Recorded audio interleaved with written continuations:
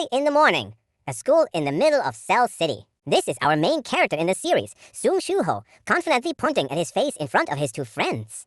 He's like, "I've passed Korea University of Arts." The two boys suddenly choked, completely stunned and left utterly speechless. Sung Soo-ho's friend coughed in surprise.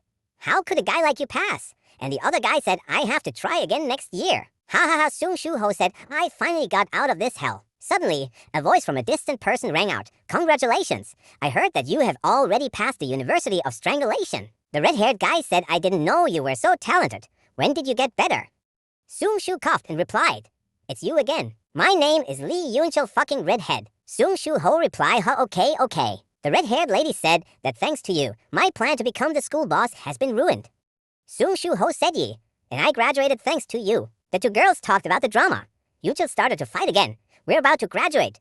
Why is he still wannabe tough guy?" Bro thought to himself why the redhead kept being rude to someone who had just lost his parents. Suddenly, the red-haired guy swung his hand and threw a punch at Soo-ho.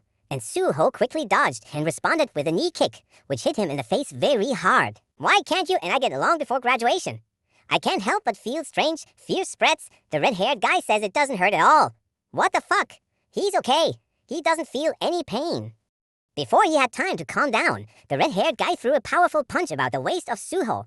Boom! The iron cabinet sank into a deep hole, and the red-haired man didn't understand what had just happened to him. 2 years later, at this time, Sung Soo-ho was a second-year university student. While walking to another classroom, Sung Soo-ho suddenly heard a loud noise from the crowd and looked in that direction. Soo-ho saw a dungeon gate appear.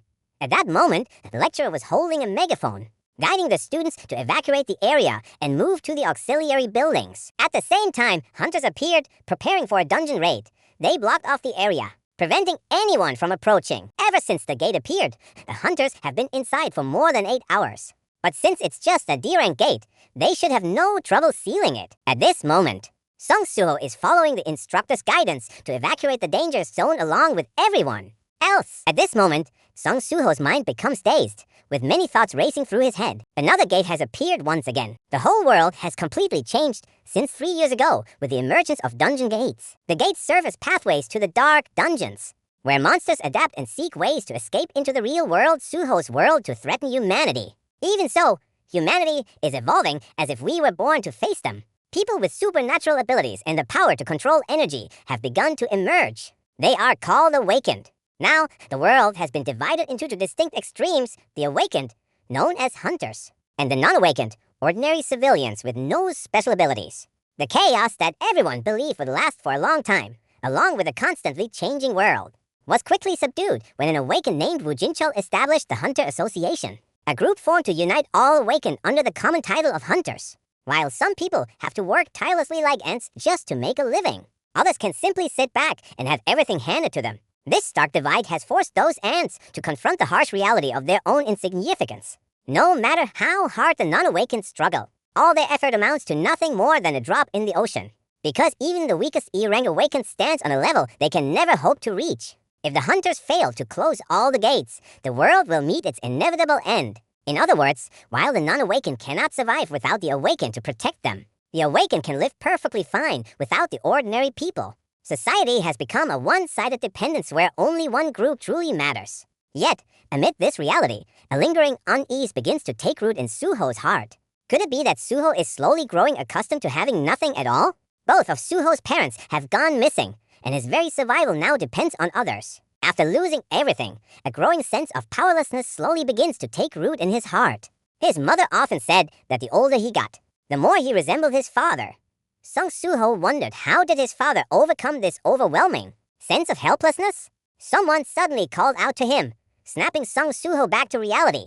Today, Soo-ho received praise from his teacher for being more focused than usual. When asked why he enjoyed drawing so much, Soo-ho simply smiled and replied that he was just putting on paper whatever appeared in his mind. But when the teacher looked at the drawing, he was a bit surprised and asked, "Are you drawing ants?" Quite creative. But wouldn't it make more sense to call them ant-men instead? At that moment, Soo-ho jolted in surprise and thought to himself, "Wait, why did I even draw this?" At the same time, outside the gate, the hunters had completed their mission and were making their way out. Their expressions were solemn and dignified, exuding the heroic aura of true warriors. As soon as the security officer spotted the assault team captain, He stepped forward with a cheerful expression and said, "Well done, Hunter Kim Jong-soo." Kim Jong-soo gave a firm nod and replied in a steady voice, "The dungeon raid was a success. I need to report back to the Hunter Association." But right after, his expression changed abruptly, turning serious. His voice grew heavier as he spoke. Something unexpected happened inside the dungeon. We encountered a new type of monster. They had humanoid forms, with blue flames emanating from their mouths. They attacked using their claws, but their strikes were weak. I was hit by one of their attacks, yet I made it out completely fine. So, it doesn't seem like a big deal. But still, these creatures are unlike anything we've encountered before. The security officer immediately responded. "In that case, Hunter Kim Jong-soo, please submit a report on everything that happened inside the dungeon." Suddenly, the wound on Hunter Kim ignited with a burst of blue flames. A wave of excruciating pain surged through him. Almost instantly, his eyes turned wild and unfocused. Losing all control, Kim Jong-soo lunged at the security officer. He tore into the officer with the security, killing him in an instant. The horrifying scene left everyone around frozen in shock, their faces turning pale with fear. A hunter gasped in horror as she realized something, her voice trembling. "No way! Why does Hunter Kim look just like those blue-flamed monsters?" But before she could react, Kim Jong-soo, now a true monster, appeared right in front of her at terrifying speed. In a blink of an eye, she was slain on the spot. Panic erupted. Screams filled the air as people shoved past one another, desperately trying to escape. But it was too late. The monstrous being that was once Kim Jong-soo moved with terrifying speed, slaughtering everyone in its path. Blood-curdling screams echoed through the air only to be silenced moments later. Hearing the commotion outside, people rushed to the windows, curiosity quickly turning into horror. Sung Soo-ho also stepped closer, peering through the glass. What he saw next sent a chill down his spine, leaving him and everyone else frozen in fear. The blue-flamed monsters had a terrifying ability. Their bites could spread the infection, turning anyone they wounded into one of them. Inside the classroom, fear gripped the students. Desperate, they turned to their teacher for help, knowing he was an awakened. But the teacher shook his head anxiously. "I'm only a Ranky hunter. There's nothing I can do." Just then, Sung Soo-ho's expression changed drastically. His eyes shot upward toward the building across from them. A monster was crouched on the rooftop, coiling its legs, ready to leap. His heart pounded. "Get back!" he shouted.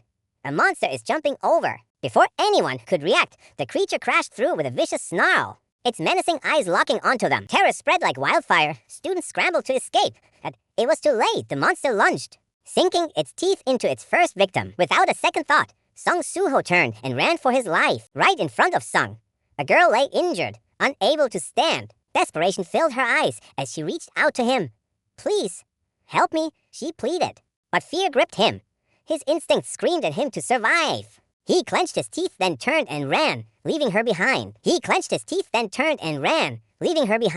His heart pounded as guilt sank in. "Damn it! What did I just do? I left her. I abandoned her. But what could he have done? He wasn't awakened. He had no power. He was just." His thoughts halted.